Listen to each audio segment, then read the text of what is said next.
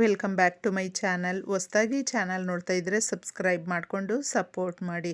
ಸಚ್ಚಿದಾನಂದ ಸಾಯಿನಾಥ್ಗೆ ನಮಸ್ಕಾರ ಮಾಡುತ್ತಾ ಸಾಯಿನಾಥರ ಅನುಗ್ರಹ ಎಲ್ಲರ ಮೇಲೂ ಇರಲಿ ಅಂತ ವಿಡಿಯೋ ಪ್ರಾರಂಭ ಮಾಡ್ತಾ ಇದ್ದೀನಿ.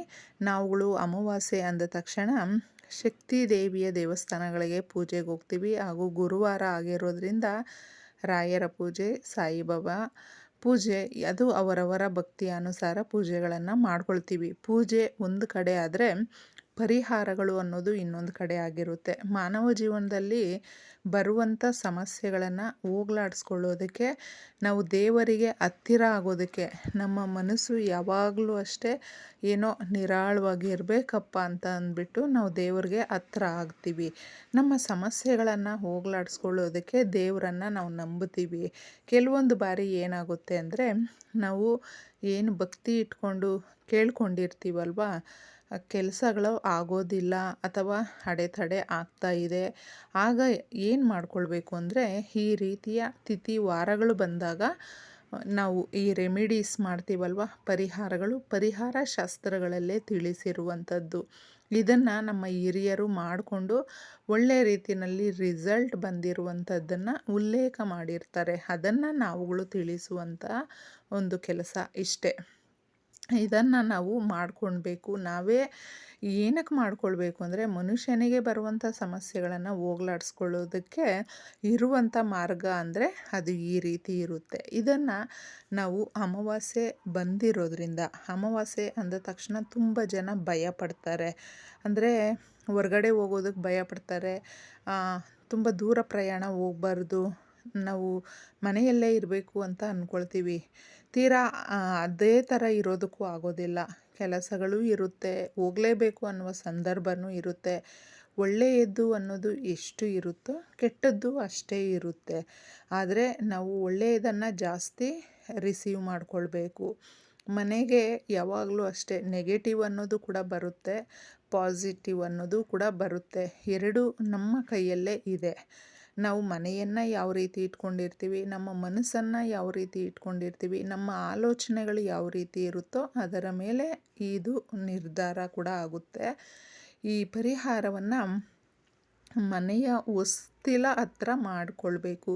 ಹೊಸ್ತಿಲು ಅಂದರೆ ನಮಗೆ ಒಂದು ಹೃದಯದ ಭಾಗ ಅಂತ ಹೇಳಬಹುದು. ತುಂಬ ಮುಖ್ಯವಾಗಿ ನಾವು ನಮ್ಮ ಮನೆಗಳಿಗೆ ಇಟ್ಕೊಳ್ಳುವಂಥ ಬಾಗಿಲು, ವಿಂಡೋಸು ಏನೇ ಇರಬಹುದು, ಅದೆಲ್ಲವೂ ಕೂಡ ನಮ್ಮನ್ನು ಕಾಪಾಡುವಂಥದ್ದು. ಅದಕ್ಕೋಸ್ಕರ ಹೊಸ್ತಿಲು ಅಂದ ತಕ್ಷಣ ಮಹಾಲಕ್ಷ್ಮಿಯೇ ನಮಗೆ ನೆನಪಾಗುವಂಥದ್ದು.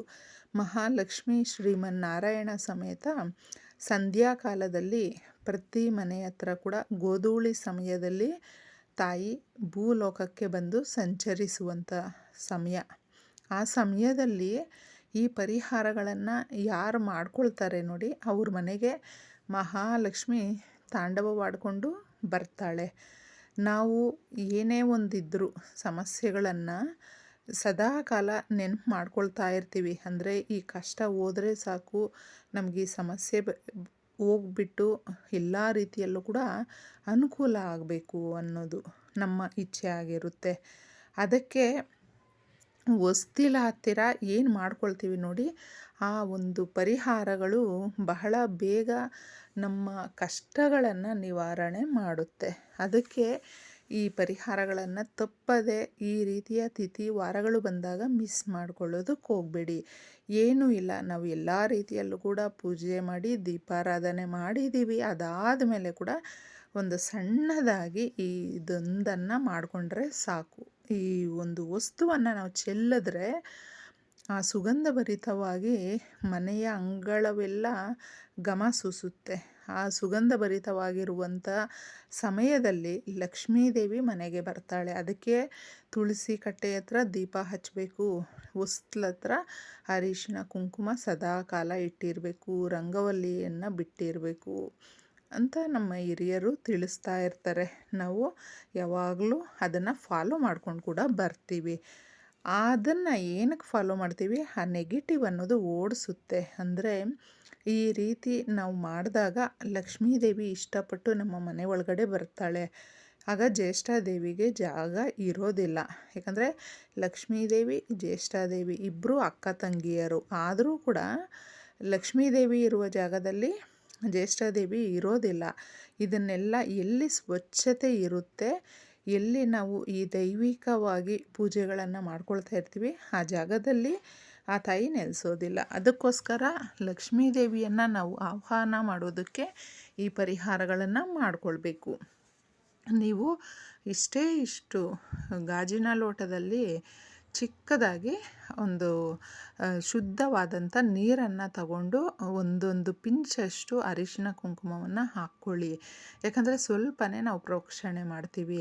ಕರ್ಪೂರವನ್ನು ಸ್ವಲ್ಪ ಹಾಕ್ಕೊಳ್ಳಿ. ಹಾಗೂ ಈ ಗುಲಾಬಿಯದ್ದಾಗಿರಬಹುದು ಅಥವಾ ಜಾಸ್ಮಿನ್ ಆಗಿರಬಹುದು, ಪರ್ಫ್ಯೂಮ್ ಬರುತ್ತೆ, ಅದು ಇದ್ದರೆ ನಿಮ್ಮ ಮನೆಯಲ್ಲಿ ತುಂಬ ನಾನು ತಿಳಿಸಿದ್ದೀನಿ. ಇವುಗಳಲ್ಲಿ ಇದ್ದಾಗ 2 ಹನಿ ಹಾಕ್ಕೊಳ್ಳಿ. ಅದಿಲ್ಲ ಅಂದರೆ ನೀವು ಈ ರೋಸ್ ಪೆಟಲ್ಸ್ ಬರುತ್ತಲ್ವ, ಅವುಗಳನ್ನು ಹಾಕ್ಕೊಳ್ಬಹುದು. ಇಲ್ಲ ಅಂದರೆ ರೋಸ್ ವಾಟರ್ ಅನ್ನೋದು ಎಲ್ಲರೂ ಇಟ್ಕೊಂಡಿರ್ತಾರೆ, ಅದನ್ನು ಒಂದು ಕ್ಯಾಪ್ ಅಷ್ಟು ನೀವು ಹಾಕಿದ್ರೆ ಸಾಕು. ಇದೆಲ್ಲವೂ ಸುಗಂಧಭರಿತವಾಗಿರುತ್ತೆ. ಆಗ ನೀವು ಮನೆಯ ಹೊಸ್ತಿಲ ಮೇಲೆ ಪೂರ್ತಿಯಾಗಿ ಚೆಲ್ಲಬೇಕು. ಚೆಲ್ಲಿದ ಮೇಲೆ ಮುಂದೆ ಕೂಡ ಈ ಕಡೆ ಆ ಕಡೆ ಅಂತ ಚೆಲ್ಲಬೇಕು. ಯಥಾವತ್ತಾಗಿ ದೀಪಾರಾಧನೆ, ಪೂಜೆ ಇದೆಲ್ಲ ಆದಮೇಲೆ ಇದನ್ನು ಮಾಡಿಕೊಳ್ಳಿ. ಈ ರೀತಿ ನಾವು ತುಂಬ ಸರಳವಾಗಿ ಸಿಂಪಲ್ಲಾಗಿ ಚೆಲ್ಲಿದಾಗ ತಾಯಿಗೆ ತುಂಬ ಇಷ್ಟ ಆಗುತ್ತೆ. ಆಗ ನಮ್ಮ ಮನೆಯ ಹತ್ತಿರ ಆ ವಾತಾವರಣ ಅನ್ನೋದು ಆ ಮನೆಯ ಹತ್ತಿರ ತುಂಬ ಚೆನ್ನಾಗಿರುತ್ತೆ. ನಾವುಗಳು ಹಾಗೇ ನೋಡ್ತಾ ಇದ್ದರೆ ಎಷ್ಟು ಚೆನ್ನಾಗಿ ಇಟ್ಕೊಂಡಿದ್ದಾರಪ್ಪ, ಎಷ್ಟು ನೀಟಾಗಿದೆ ಅಂತ ನಾವು ಯಾರ ಮನೆ ಹತ್ರ ಆದರೂ ನೋಡಿದ್ರೆ ಎಷ್ಟು ಚೆನ್ನಾಗಿ ಹೇಳ್ತೀವಿ. ಅದೇ ಥರನೇ ತಾಯಿಗೂ ಕೂಡ ಇಷ್ಟ ಆಗುತ್ತೆ, ತುಂಬ ಚೆನ್ನಾಗಿದೆ ಅಂತಂದ್ಬಿಟ್ಟು. ಆಗ ಮಹಾಲಕ್ಷ್ಮಿ ನಮ್ಮ ಮನೆಗೆ ಶ್ರೀಮನ್ನಾರಾಯಣ ಸಮೇತ ಬರೋದುಂಟು.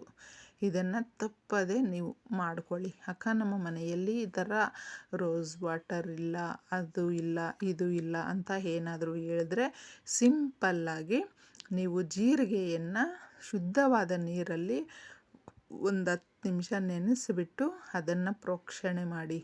ಲಕ್ಷ್ಮೀದೇವಿ ಮನೆಗೆ ಬರ್ತಾಳೆ. ಅಷ್ಟೇ ಸುಗಂಧಭರಿತವಾಗಿರುತ್ತೆ.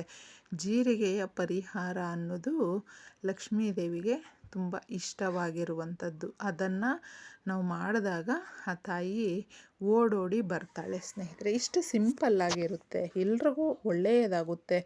ಮಾಡಿಕೊಂಡು ನೋಡಿ. ಒಳ್ಳೆಯದಾಗಲಿ. ಧನ್ಯವಾದಗಳು.